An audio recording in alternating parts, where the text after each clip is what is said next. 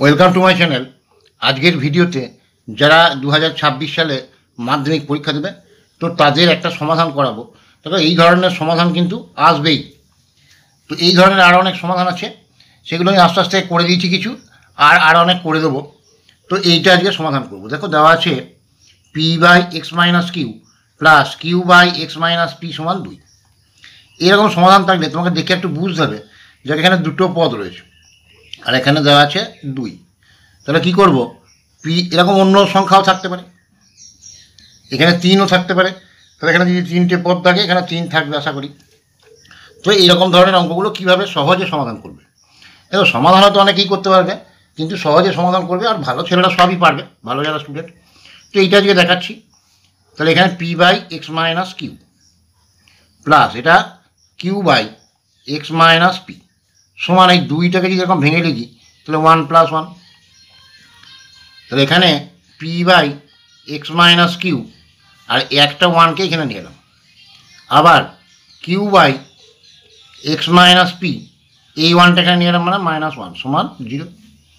এবার এই দুটো পদের মধ্যে লসাগু করে বিয়োগ করব। তাহলে লসাগু কত হলো x-q, লসাগুটাকে এটা দিয়ে ভাগ মানে 1, তাকে এটা দিয়ে গুণ, তাহলে p। এবার এর নিচে 1 আছে, লসাগুটাকে এটা দিয়ে ভাগ মানে x-q হবে, তাকে 1 দিয়ে গুণ, তাহলে -x + q। আবার এখানে x-p, তাহলে এটাকে এটা দিয়ে ভাগ করলে 1, তাকে এটা দিয়ে গুণ করলে q, মাইনাস 1 দিয়ে এটাকে গুণ করলে -x + p সমান 0।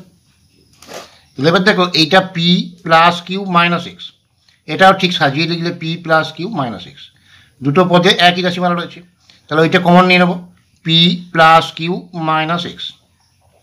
তাহলে এখানে কিছু পড়ে থাকবে না, মানে 1 থাকবে, আর এখানে x - q প্লাস এখানে 1 থাকবে, এখানে x - p সমান 0।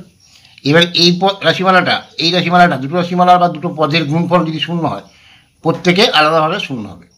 তাহলে এটা p + q - x সমান 0। তাহলে -x সমান এই পিটা দিয়ে দিলে -p, কিউটা দিয়ে দিলে -q। তাহলে এখানে -x সমান, এখানে মাইনাসটা যদি কমন নিই তাহলে p + q, এই মাইনাস কেটে গেল, তাহলে x সমান p + q।